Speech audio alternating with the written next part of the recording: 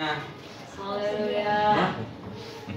Ada yang smile, ada yang tenang, ada yang tegang. Coba senyum kanan kiri dulu. Biar Tuhan memberkatimu. Salam dulu satu yang lain, Tuhan memberkatimu. Haleluya, puji Tuhan.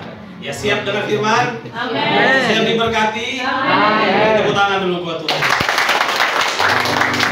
Saya akan beri tema sederhana, yaitu hidup yang dipulihkan oleh Tuhan. Amin. Katakan, saya dipulihkan. Saya dipulihkan. Keluargaku dipulihkan. Keluargaku dipulihkan. Usahaku dipulihkan. Usahaku dipulihkan. Ya, puji Tuhan. Nah, saudara-saudara, arti dari kata pulih atau dipulihkan ini artinya adalah mengembalikan apa yang sudah hilang. Gitu ya. Nah, tapi kita baca dulu ayat biar kita paham apa yang saya mau sampaikan pada saat ini. Matius 21. Mulai ayat 12 sampai ayat 17. Di Alkitab bawah, di Alkitab ada juga di Chelsea di sini ya. Kita baca kuat-kuat. Yesus menyucikan bait Allah. Matius 12 ayat mulai ayat Matius 21 mulai ayat yang ke-12. 1, 2, 3. Lalu Yesus masuk ke bait Allah dan mengusir semua orang yang berjual beli di halaman bait Allah. Ia membalikkan meja-meja penukar uang dan bangku-bangku pedagang merpati, dan kepada mereka ada tertulis, rumahku akan disebut rumah doa, tetapi kamu menjadikannya sarang penyambung. Maka datanglah orang-orang buta dan orang-orang timpang kepadanya dalam bait Allah itu, dan mereka disembuhkannya. Tetapi ketika imam-imam kepala dan ahli-ahli Taurat melihat mujizat-mujizat yang dibuatnya itu, dan anak-anak yang berseru dalam bait Allah, Hosana bagi anak Daud, hati mereka sangat jengkel. Lalu mereka berkata kepadanya, engkau dengar apa yang dikatakan anak-anak ini? Kata Yesus kepada mereka, aku dengar. Belum pernahkah kamu baca, dari mulut bayi-bayi dan anak-anak yang menyusu engkau telah menyediakan puji-pujian? Lalu ia meninggalkan mereka dan pergi keluar kota ke Betania dan bermalam di situ. Ya, puji Tuhan. Nah, saudara-saudara, cerita ini adalah cerita yang sungguh luar biasa. Kenapa, saudara? Karena di topik ini yang saudara-saudara baca tadi, terlihat jelas Yesus itu marah besar. Yesus itu murka benar-benar. Ya. Padahal sebelumnya pelayan Yesus itu enggak seperti ini. Tapi terlihat dia marah besar, dia murka. Murkanya kenapa, saudara? Karena waktu dia berkunjung ke bait Allah di Yerusalem, dia lihat di halaman depan bait Allah itu sudah seperti pasar. Orang jual beli di situ. Ada orang tukar menukar uang, ada orang beli merpati. Terus Tuhan Yesus marah. Saudara, waktu banyak orang meninggalkan Yesus, sebelum Yesus disalibkan, banyak yang ikut Yesus. Dia kan banyak sekali pengikut. Karena dia melakukan penyembuhan demi penyembuhan, usir setan dan segala macam, membangkitkan orang mati, sehingga banyak yang ikut Tuhan. Tapi ketika dia mau masuk penyalipan, waduh, orang-orang tadi yang banyak melihat mujizat itu tinggalkan Yesus. Yesus tidak marah. Murid-murid pun yang meninggalkan Yesus, yang ikut dia 3,5 tahun itu, yang tinggalkan Yesus waktu Yesus disalib, padahal mereka murid tuh, itu tinggalkan Yesus. Yesus tidak marah. Tapi di posisi ini, saudara lihat, orang jual beli di rumah di depan itu, Yesus lihat, terus Yesus marah. Waktu dia marah, apa yang dia buat? Dia lempar semua itu kursi, dia lempar semua itu meja-meja penukar uang, dia tendang semua. Bahkan di Injil, kalau sudah baca di Markus, Lukas, dan Yohanes, dia ambil cambuk, dia cambuk semua itu orang-orang pedagang di situ. luar biasa, Yesus bisa ngamuk dan Yesus bisa marah. Saudara pernah lihat orang ngamuk? Kalau cuma marah ya relatif ya sama. Tapi pernah nggak murka? Saya pernah lihat dengan mata saya, seorang bapak, istrinya masak banyak garam, dia banting itu apa namanya, meja dia angkat, meja nggak salah dia angkat, dia banting meja, kursi nggak salah dia angkat, dia banting. Dia orang marah, ini sama. Nah sebenarnya begini, latar belakangnya itu begini Bapak Ibu. Orang-orang baik Allah itu fungsikan beribadah, berdoa, memuji dan menyembah Tuhan. Tapi waktu itu Tuhan Yesus datang sudah jadi seperti pasar, sudah ada di halaman bait Allah. Sebenarnya begini, tidak ada masalah soal ada orang berdagang di situ. Tapi yang menjadi masalah begini, seseorang di zaman itu sebelum Yesus masuk dalam penyalipan, ada kebiasaan orang Israel itu untuk mempersembahkan domba kepada Allah. Domba persembahan kepada Tuhan. Nah, kalau mereka mempersembahkan domba itu, orang-orang akan bawa ke halaman itu untuk dipersembahkan kepada Tuhan sebagai korban penghapus dosa atau persembahan syukur kepada Tuhan. Itu domba itu akan diperiksa. Yang periksa itu adalah imam-imam kepala atau sekarang itu pendeta-pendeta, pelayan-pelayan, penatua, majelis, diaken, orang-orang yang memang dipercaya. Terus waktu diperiksa itu domba, mereka yang menentukan ini layak atau tidak dipersembahkan. Oh ini domba ini cacat, ini domba ini sakit, ini domba ini kurus, tidak pantas. Terus bagaimana orang Israel ini untuk bisa mempersembahkan korban? Nah, mereka kan siapkan domba yang lain. Mereka sudah persiapkan domba yang lain. Ini, dan domba ini harus dibeli. Dan harganya itu dinaikkan. Jadi domba tadi yang umat Israel bawa itu ditolak. Padahal dombanya sehat, dombanya gemuk. Cuma karena itu imam pendeta sudah bilang, ini domba yang kau bawa yang dipersembahkan kepada Tuhan, ini tidak pantas, sakit, dia ada cacat. Akhirnya dengan terpaksa dombanya itu tidak dipakai, dibelilah kepada pedagang. Jadi pedagang dengan pedagang-pedagang di situ dengan si imam-imam ini sudah kong kali kong, begitu ceritanya. Terus lagi harus ada tukar menukar uang. Jadi ada orang-orang yang mau datang di situ tukar uang. Uang itu saudara-saudara kayak di sini kan money changer.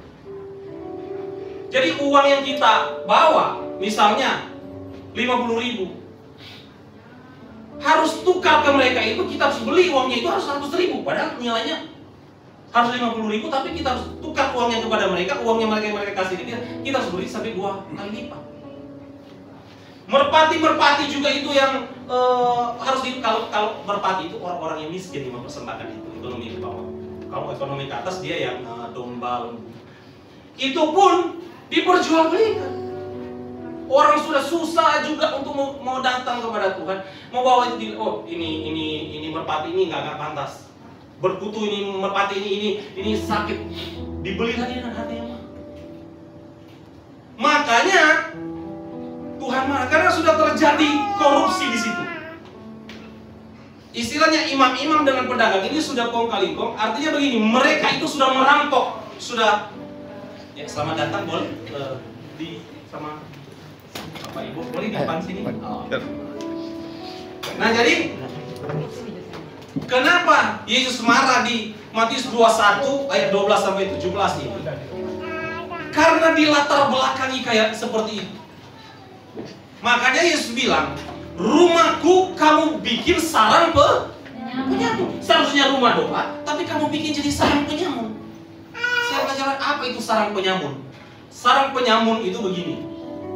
Kalau sarang penyamun itu perompak, itu perampok, pembunuh. Kalau mereka melakukan aksi itu, mereka akan lari ke hutan atau ke gunung-gunung atau ke gua-gua. Jadi sarangnya mereka untuk bersembunyi di situ. Tapi ini, saudara-saudara perhatikan, ini baik Allah. Terus Tuhan bilang, kalian jadikan sarang penyamun. Penyamun ini perampok namanya, pencuri, korupsi. Tapi mereka bersembunyi di mana? Mereka ada di bait Allah. Bayangkan, majelis itu, pendeta-pendeta itu, imam-imam, ahli-ahli Taurat, orang-orang yang paham soal Alkitab, tapi melakukan perdagangan. Wah, Tuhan Yesus marah, dia datang dengan cambuk, dia tendang, dia lempar itu kursi, dia lempar itu meja. Karena sudah beralih fungsi itu.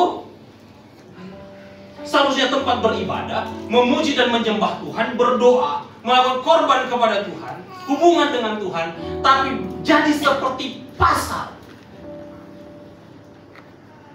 Nah, Bapak Ibu Saudara yang dikasihi Tuhan, pelajaran apa yang kita dapat? Kiranya kita semua yang hadir di tempat ini, saya harus sudah petik ini. Jangan sampai hanya seperti kerumunan orang banyak. Sudah seperti pasar. Maksudnya apa? Ternyata kita datang di dalam sebuah ibadah karena motivasi kita itu sudah tidak murni. Nah ini Tuhan marah karena sudah beralih fungsi. Sudah enggak apa? Motivasi sudah lain. Bait Allah itu sudah jadi bisnis, menguntungkan. Yesus peringati dan keras. Jangan sampai kita datang kepada Tuhan karena ada kepentingan untuk keuntungan. Pelajaran begini, jangan sampai kita datang kepada Tuhan supaya usahamu diberkati. Jangan fokus di sini.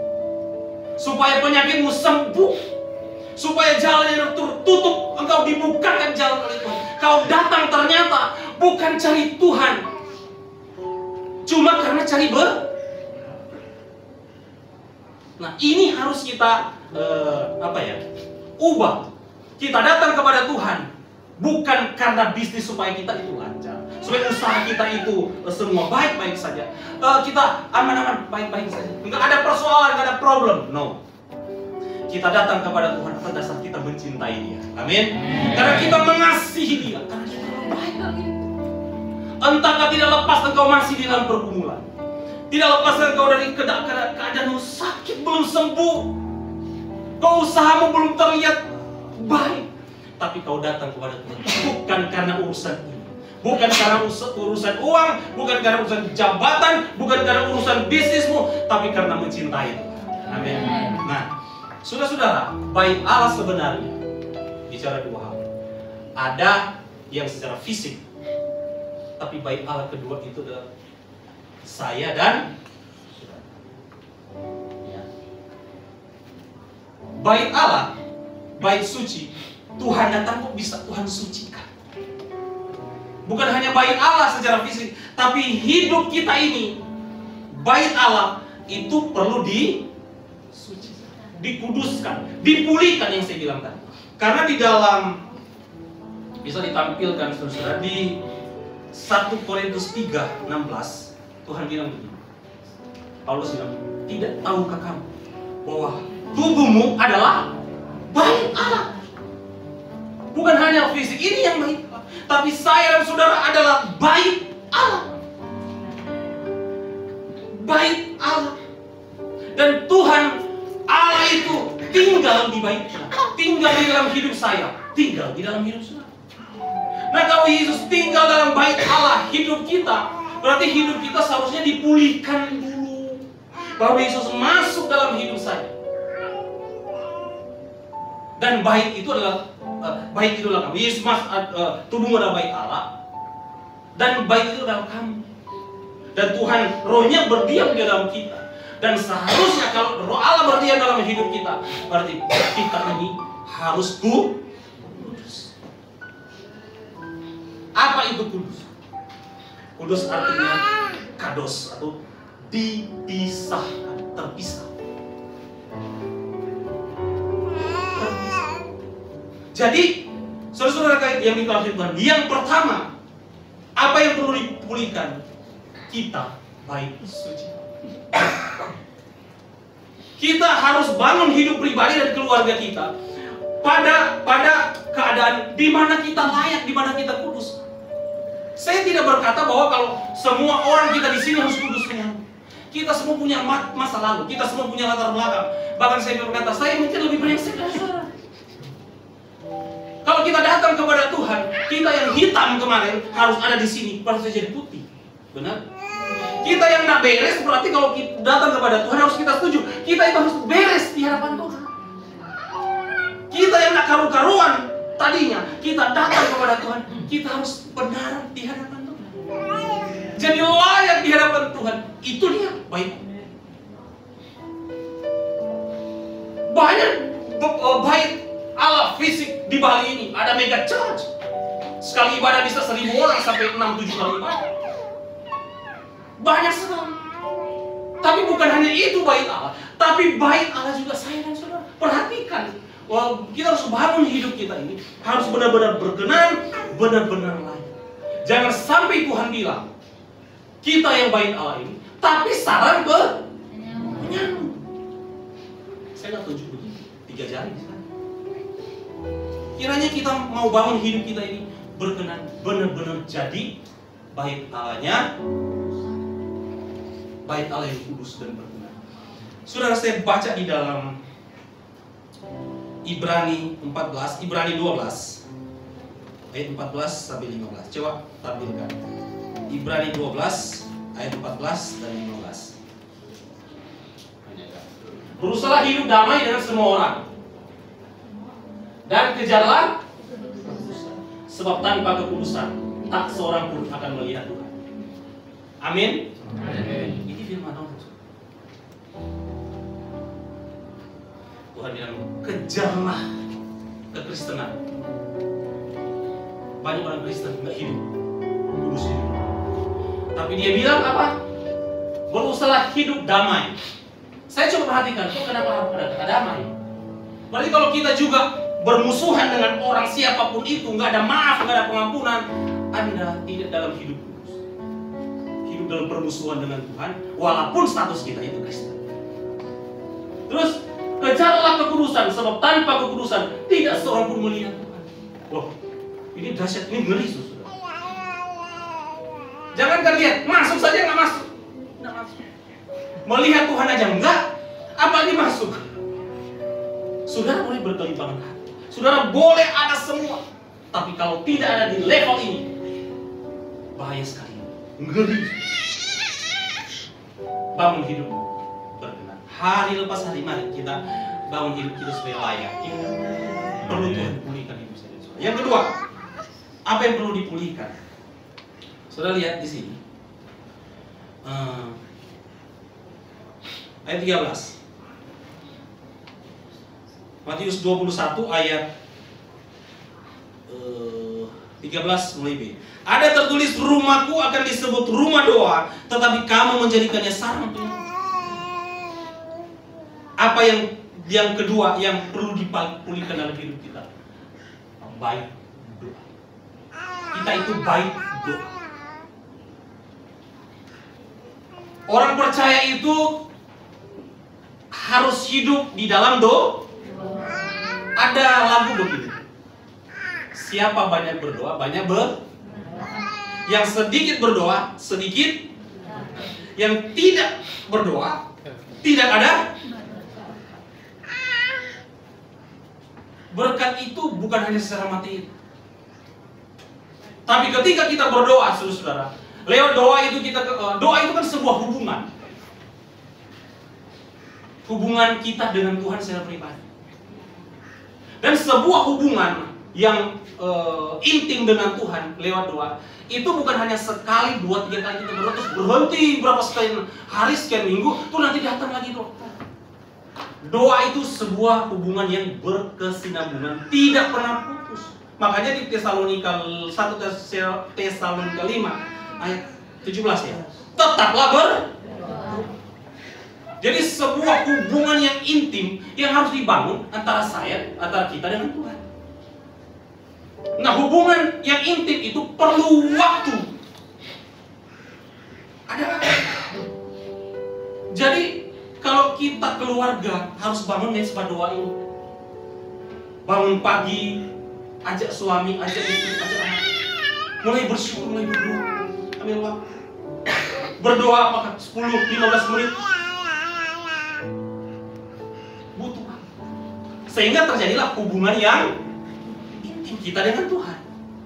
Dia pakai bahasa hubungan suami istri. sebuah hubungan suami istri, ya, itu terjadi karena ada apa? Hah? Apa ini? Love. Cinta. Tidak mungkin saya sama istri saya cipikan dia sama dia, saya belai rambutnya, kalau saya tidak kenal dia. Jangan coba-coba. Udah dapat tas dong. Ya. Kalau kita cinta dengan Tuhan, saya percaya sudah akan bangun hubungan dengan Dia. Amin. Sudah akan berkata bahwa, saudara, bahwa kita butuh Tuhan, kita butuh Dia menguatkan saya, menguatkan saya.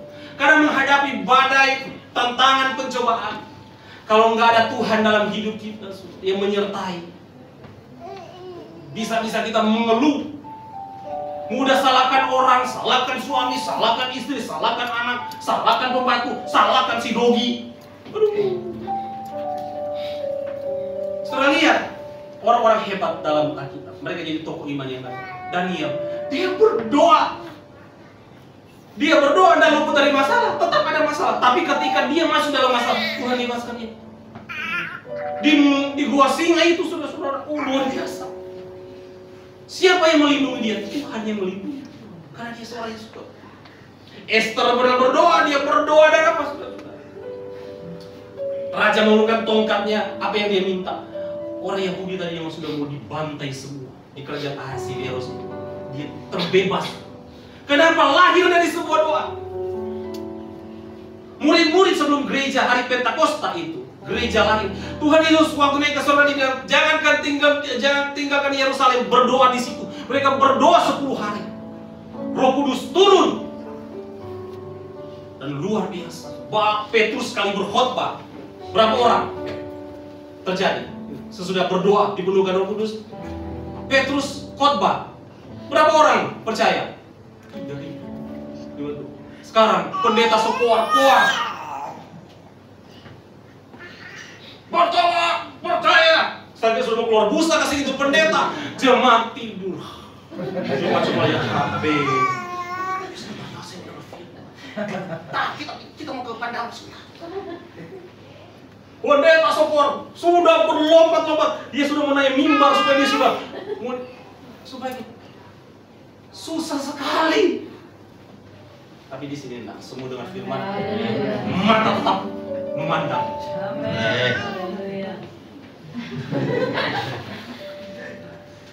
Nggak ada di sini, di luar. Berdoa. Dan saudara, Yesus saja apalagi siapa kita ini yang penuh dengan persoalan, yang penuh dengan masalah. Kelihatan di muka-muka penuh dengan masalah semuanya. Tapi ini kan sudah bulan minggu pertama, enggak, baru gajian. Jadi aman. Kalau baru gajian kan, Yesusku luar biasa. Tuhan Yesus baik. Mulai masuk minggu kedua, mulai ketiga, dompet mulai dia mulai Allah mengerti. Saya bilang suruh tetap berdoa, amin. Suatu hubungan dibangun dengan doa. Sudah mendapat kekuatan di sini. Sudah mendapat pemulihan di sini. Sudah mendapat sukacita di sini. Sudah akan merasa bersyukur di sini. Tadi beban yang berat sebenarnya, tapi karena engkau berdoa, terasa ini beban ini. Maka Yesus berkata di Matius 11:28-29, marilah kepadaku yang semua letih lesu berbeban berat, aku akan berikan kamu kelengahan. Aku akan berikan kamu sentosa, aku akan berikan kamu istirahat, kekuatan, kedamaian, sehingga mampu melewati hari-hari yang penuh dengan gejolak. Kemarin istri saya mau, nggak tahu, lumayan ke sana, siapa lagi? Mereka piknik apa sih itu? Rujak apa itu? Coba kamu suruh beli cabai. Saya beli cabai di warung. Maaf mas, semuanya sudah naik. Ini naik loh mas. Saya kan beli cabai bu, nggak mau tanya yang lain. Gas kemarin untung sekarang sudah lancar, naik loh mas. Ya memang. Semua naik. Kalau sama imanmu harus naik. Amin. Harus naik dong imanmu. Harus naik dong kesetiaan. Kalau kita dipulihkan dulu, akan terlihat. Kemarin rahmat Tuhan bilang ya teman, iman itu harus progres, harus melangkah. Walaupun ada tantangan, kita tetap berdoa. Tuhan, saya percaya Engkau sanggup menolong dan memberikan jalan. Amin. Amin. Bilang sebelah kanan kiri, sudah berdoa? Sudah berdoa.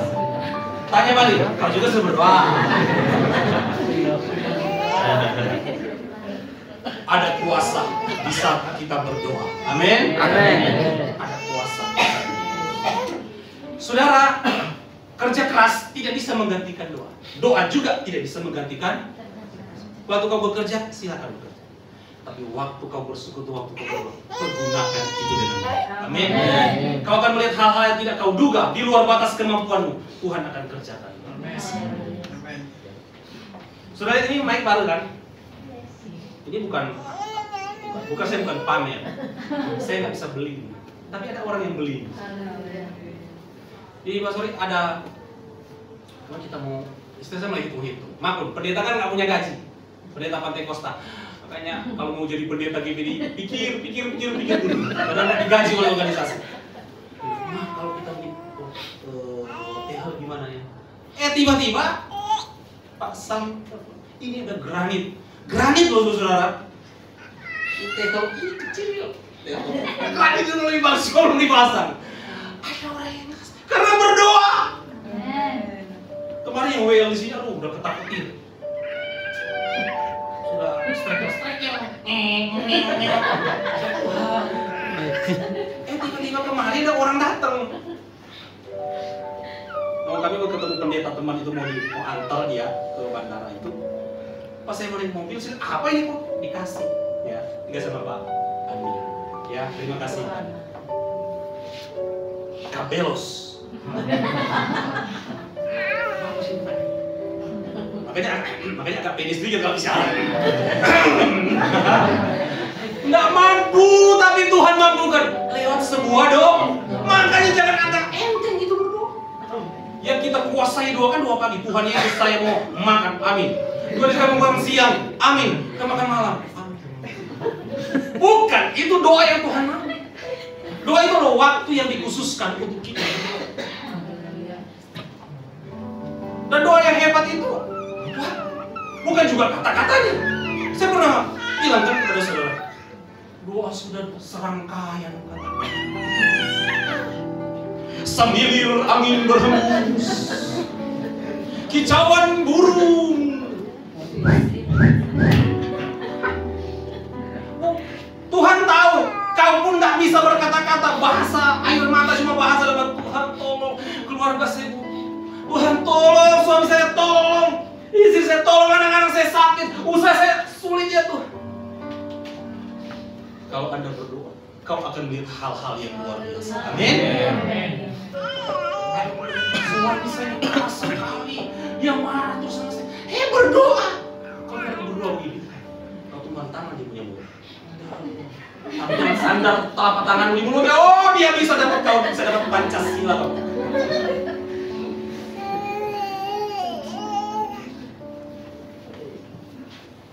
Bapak-bapak, kalau kamu kasar sama istri kau belum kamu, tapi dia tidak lawan sama saudara, suami-suami, Anda masih dalam posisi aman. Tapi kalau kau marah dikit kopi sedikit, kau marahi, kau maki dia, terus dia berdoa, oh kau dalam masalah. Betul saya bilang. Udah kakak, dia sudah rawat anak, dia sudah ceboin anak, dia sudah kasih kau makan. Terus kau marah. Terus dia tak balas, dia berdoa. Kau udah aman. Bahaya kau. Bisa saja innalillahi wa inna ilaihi raji'un. Ya.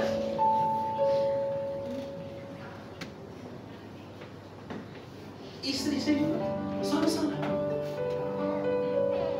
Suami sudah kerja banting tulang dulu. Banting tulang, banting enggak tahu.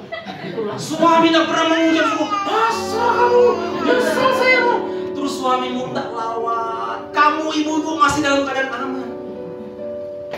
Tapi kau terus protes, mana sih uang kamu ini kerja apa? Aku ini tidak pernah bersyukur. Terus dia berdoa, Tuhan istriku kau tidak pernah bersyukur. Wah bahaya ibu-ibu.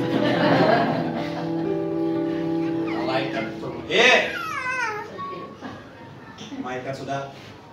Mince, kamu kurang bersyukur Mince, sama suamimu sudah sungguh-sungguh kau. Maaf kalau ada nama Mince di sini. Doa itu sanggup mengubah. Sanggup mengubah keadaan, mengubah situasi. Apapun yang tidak mungkin menjadi mungkin. Amin. Amin. Amin. Saya banyak alami hal-hal itu. Kami alami. Tapi saudara-saudara, kita bersyukur. Tuhan selalu. Waktu saya pindah dari mana? Dari rumah mana itu? Bona Alit ya. Pindah ke sini. Itu rumah 3 juta per bulan saya bayar. Dari mana? Berdoa. Setelah pindah di rumah sini, sudah ada di rumah, kan sudah tak keluar biaya kan? Rumah sudah tak keluar buat segitu. Sudah di rumah sini, walaupun rumah sederhana, sudah tidak ada pengeluaran sebesar itu, karena sudah terbebas kan? Dompet kosong. Saya bilang, Tuhan, seharusnya kan saya ada uang ini. Kok saya tinggal di sini sudah nggak bayar? Listrik sudah, listriknya minta ampun, mahalnya airnya. Saya tempat di tempat yang sudah begini kok. Mesti berdoa lagi. Tiba-tiba ada teman-teman saya sudah berapa puluh tahun nggak pernah tanya kabar teman-temannya waktu masih SMP SMA itu suka maling-maling rambutannya orang dikejar. Tiba-tiba di messenger nomor rekeningmu. Saya bilang, Pak, dalam hati saya, yang benar kamu. Terus ada dari Jakarta, ini buat keluarga Pak. Ini, saya kaget. Tuhan bisa kasih seperti itu. Wah kalau saya digaji mah, tidak perlu mungkin saya berdoa seperti itu. Tapi saya lihat ketika kita berdoa, ketika kita ambil waktu hubungan dengan Tuhan. Saya lihat ada jalan yang tertutup. Ya, bilang kanan kiri berdoa bro. Bilang mama berdoa, sayang berdoa. Tapi jangan sembarang kanan kiri itu bilang Tuhan masih berdoa. Yang ketiga, cepat-cepat nih. Ya, yang ketiga masih ada berapa poin? 1, 2, 3, 4, 5, 6, 7. Ini baru poin 3. Tapi kalau sudah dipulihkan, tidak masalah kan? Waktu tidak masalah. Amin.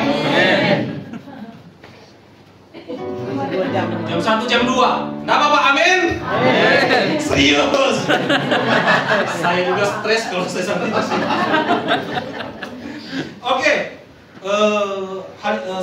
Terus di sini dikatakan begini. Maka datanglah orang-orang buta, orang-orang timpang kepadanya dalam bait Allah itu dan mereka disembuhkan. Yang ketiga, ketika pemulihan terjadi dalam hidup kita, tadi bait Allah dipulihkan, bait doa dipulihkan, apalagi bait kuasa. Artinya hidup saya dan saudara ini bait Allah, kita ini bait Allah. Kita punya kuasa, punya power, punya Roh Kudus dalam hidup saya dan saudara. Sehingga apa? Oh tadi orang timpang di bait Allah itu, datang semua yang timpang, datang semua yang sakit, oh macam-macam penyakit disembuhkan. Mungkin kita tidak punya karunia sudah bisa menyembuhkan, mendoakan orang. Tapi setidaknya kalau saudara dipulihkan, saudara menjadi baik, kesaksian buat orang banyak, amin. Jadi baik apa ya?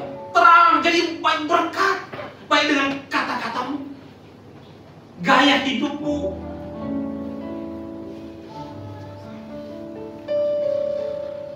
Saudara, saya pernah banyak kali mendoakan orang sakit. Saya waktu pelayanan di Palu, datang di rumah sakit. ibu saya masuk di ruangan, kami harus pakai baju putih karena dokter kan ruangannya itu steril. Saya lihat itu bapak itu, aduh, sudah masuk selang, macam-macam semua. Istrinya udah gini, Pak Pendeta, tolong. Tuhan sudah tidak sayang suami saya, oh aku kan sayang sama suami. Dengan iman saya bilang, ibu, PD-nya saya nih ya, PD-nya saya masih baru calon pendeta, tapi imannya sudah sekelas pendeta besar. Oh, PD sekali saya. Ibu percaya, Tuhan sembuhkan suami ibu. Percaya, iman saya sembuh. Amin, amin. Berdoa kami. Saya sama teman saya, sekarang gembala di Kalimantan. Tuhan Yesus, kami berdoa dalam nama Yesus sembuh. Walaupun dia masih masih sekarat gitu ya. Pulang kami jalan tuh masih ngomong, kamu berdoa yang benar, pakai firman sedikit. Kenapa? Dia ikuti kenapa? Pasti dia satu-satu. Kalau dia berangkat, kamu sudah berdoa begitu. Percaya Tuhan. Aduh, ya sudah. Dapat kabar seminggu kemudian saya diundang. Saya pikir dia diundang ke rumahnya. Acara apa saudara? Acara kedukaan. Ternyata yang saya sudah doakan itu sudah innalillahi wa inna ilaihi raji'un. Saya bilang, saya nggak mau datang. Nanti ibu dia bilang, ini pendeta yang doakan sembuh, tapi nyatanya suami saya masuk di sini. Saya datang 40 hari, karena 40 hari kemudian, biasanya kalau orang naruh meninggal, 40 hari kemudian, itu makan-makan ucapan syukur. Saya datang pas makan-makan. Tapi sekarang ini, kita hanya berdoa. Tuhan kan yang punya kuasa. Kita hanya selalu berdoa.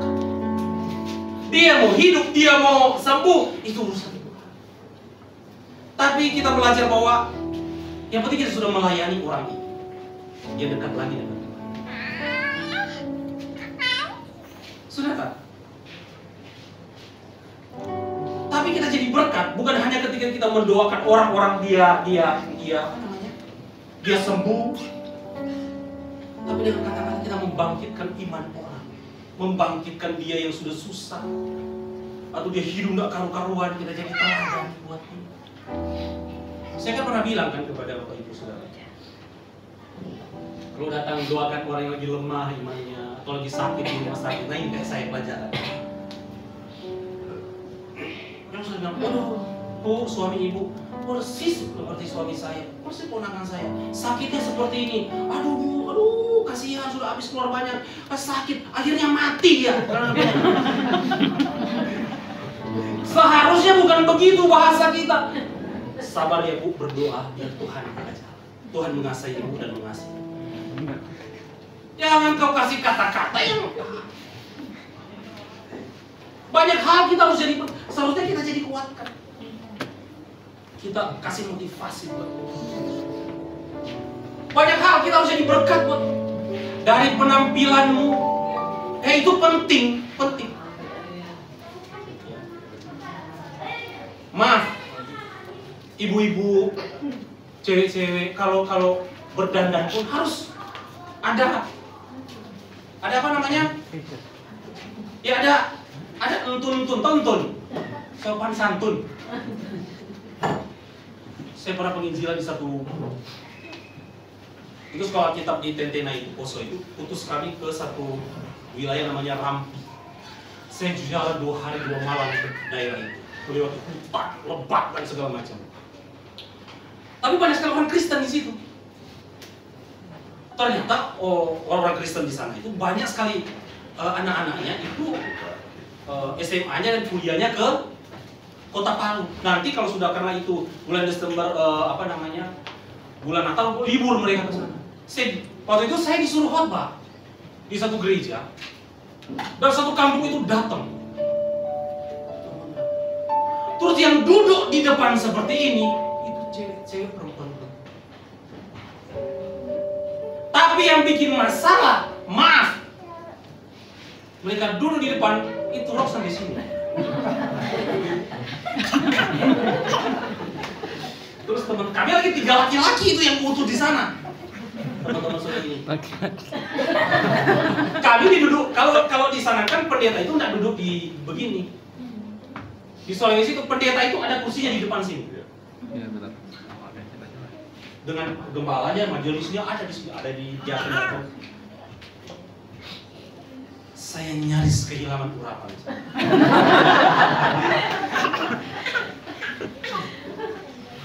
Si Ustadz Latif ya.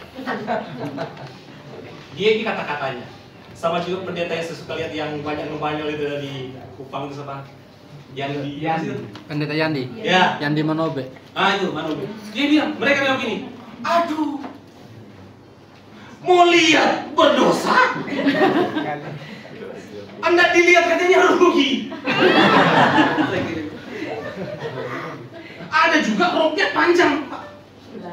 Tapi belahannya. Saya pikir mungkin belum selesai jahit. Ada sopan, ada tangan. Amin. Amin. Bapak-bapak, anak-anak, cowok-cowok juga. Kalau sudah gajian, jangan kau kumpul teman-teman, kamu mabuk-mabuk semua lagi di sini. Guna uangmu ditabung, dibeli kendaraan, bangun rumahmu di kamu atau apa?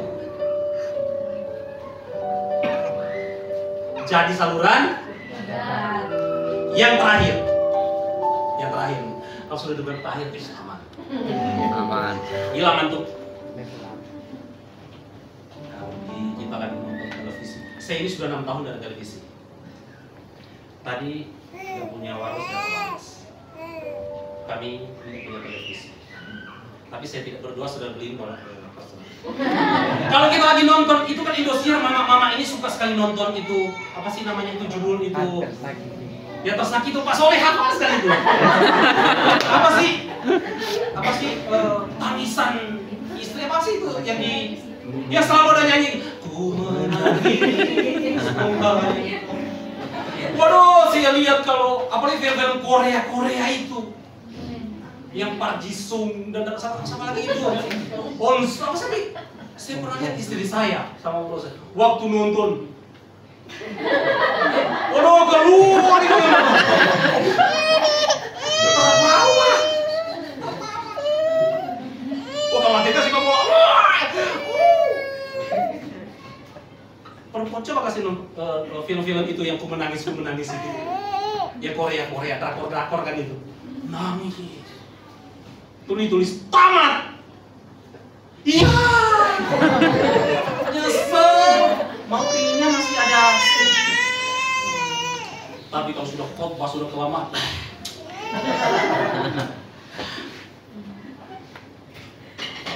Kalau sudah pendeta bilang tamat, apa pendeta bilang?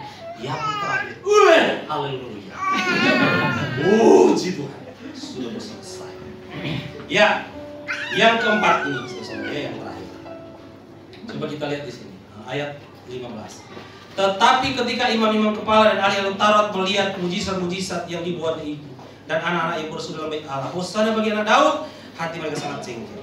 Lalu mereka berkata kepadanya, engkau dengar apa yang dikatakan mereka? Yesus bilang, aku mendengar. Yesus bilang, belumkah kamu baca dari mulut bayi-bayi dan anak-anak yang menyusu, engkau telah menyediakan. Yang keempat, baik, pujian. Dipulihkanlah hidup kita supaya kita menjadi baik yang pujian. Memuji dan menyembah Tuhan. Saudara, firman Tuhan tidak lebih levelnya tidak lebih tinggi dari pujian dan penyembahan. Itu sama. Bahkan di surga tidak perlu firman Tuhan. Tidak ada khotbah di sana. Nggak ada kesaksian di sana. Nggak ada nyanyian seperti yang tadi the voice tadi. Nggak ada. Nggak ada persembahan. Di sana cuma memuji dan menyembah. Nah, kita semua di tempat ini seharusnya bukan hanya menjadi baik doa, terus menjadi baik kuasa, tetapi menjadi baik pujian. Memuji, saudara bisa pulih, bisa sembuh, bisa terlepas, dimerdekakan, dikuatkan, bukan hanya dengan sekedar firman atau kesaksian atau doa, tetapi lewat pujian. Terlalu banyak kasus dalam firman Tuhan ketika orang memuji dan menyembah Tuhan, itu terjadi mujizat luar biasa. Tembok Yeriko saudara, diceritain Yosua masuk tanah Kanaan. Ada tembok besar yang maling, tembok Yeriko. Tidak ada tentara sebesar apa bisa merobohkan tembok ini, karena tingginya sekitar 15 meter, lebarnya sekitar 6-8 meter. Dan dia berdiri bukan di atas tanah.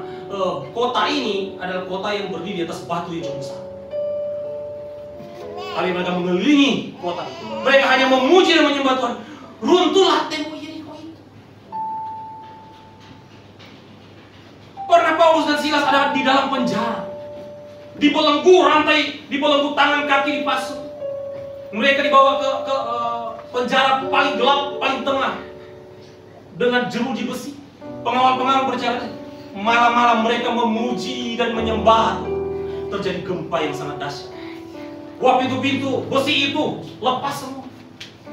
Betapa dahsyatnya ketika memuji dan menyembah.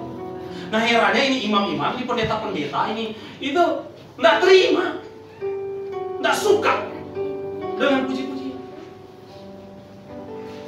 Tapi Tuhan bilang lewat puji-pujian, Tuhan berkati. Makanya saya bilang, kalau sejak dari kita masuk tempat ini, ketika kita sudah mulai menyembah dan memuji Tuhan, persiapkan hatimu yang terbaik.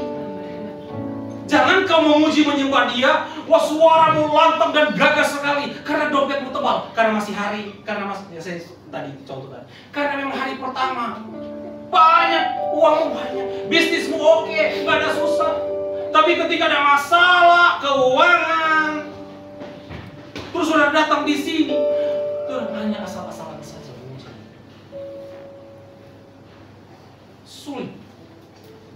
Padahal ini sebuah kebenaran firman. Kalau kita menyembah bertepuk tangan, tepuk tangan, angkat tangan, boleh. Tapi jangan terlalu tinggi-tinggi.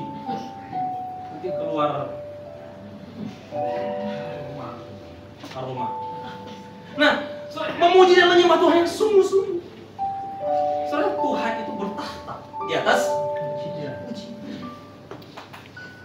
dunia. Kalau bernyanyi luar biasa. Jangan kita cuma jago kalau kita nyanyi di rumah itu. Waduh, kita benar resapi.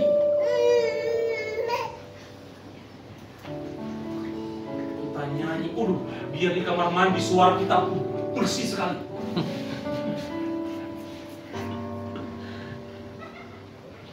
Mengapa harus itu lagu dari mana itu? Orang sempat tahu nih ya. Pampers ya. Hati senang walaupun tak punya. Betul nggak itu? Salah. Cuma karena enak lagunya kita nyanyi saja, walaupun kita nggak tahu maksud. Nggak punya uang mau Ada lagi yang lagu apa sih? Yang lagu ungu. Walaupun kau kekasih gelapku. Tahu kan lagu itu? Dia kekasih gelap. Ungu punya lagu. Peter Pan. Waduh, lagunya kita hafal sekali. Suka cita sekali. Di waktu ibadah, kok susah sekali tangan kita. Berat sekali. Padahal ketika baik pujian itu dipulih, kita jadi baik pujian ya Tuhan. Ketika kita memuji dan menyembah Tuhan, hadirat itu tuh melepaskan menjamah dan ubah. Bilang kanan kiri, makanya nyanyi yang benar, nyanyi yang sungguh-sungguh. Bilang itu. Bilang kanan kiri, makanya nyanyi yang benar, nyanyi yang sungguh-sungguh. Bilang juga kamu juga, nyanyi sungguh-sungguh. Kau bernyanyi buat Tuhan. Kau bernyanyi buat Tuhan. Kalau bilang 7 kali dalam sehari, aku memuji Tuhan. Raja loh. Sibuk politik, sibuk ekonomi, sibuk keluarga, sibuk negara. Tapi dia bilang 7 kali sehari aku memuji Tuhan. Kita satu hari berapa kali kita memuji Tuhan? Ada 1 kali? Tidak ada. Ada. Itu pun tak lengkap kita nyanyi. Banyak mengagumkan Tuhan. Saudara, ada satu hal yang Tuhan tidak bisa buat. Semua Dia bisa buat. Langit bumi diciptakan, semua Dia bisa buat. Satu yang tidak bisa Dia buat. Apa itu? Dia tidak bisa memuji dirinya. Jadi orang percaya inilah yang harus memuji Dia. Kitalah yang harus menyembah Dia. Kitalah yang harus meninggikan Dia. Oh Tuhan, kalau sudah disenangkan, sudah ditinggikan, tanpa kau minta, Dia kasih.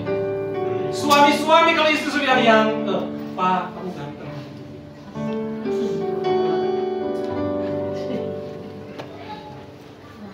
Dapat uang listrik kamu, uang apa namanya kamu, dapat uang deposit. Anak-anak, coba anak-anak kita ya, kita marah kalau isu dijajah dia terpijit-pijit, Pak, walaupun cuma sekian detik, sudah senang kata orang tua. Akhirnya orang tua kasih nih. Tuhan kalau sudah disenangkan, apa yang jadi kebutuhan? Masalahnya kamu belum setengah bait, baru satu garis lagunya sudah berhenti. Memuji Tuhan itu tidak berkeputusan. Agungkan Dia terus, puji Dia terus. Mau di motor, di mobil, di lampu merah, nyanyi aja terus. Yesusku luar biasa, biar yang di kanan kiri lihat. Ya penting kamu nyanyi, nggak usah teriak-teriak. Kau akan melihat kuasanya bekerja dalam hidup. Amin. Beri tepuk tangan buat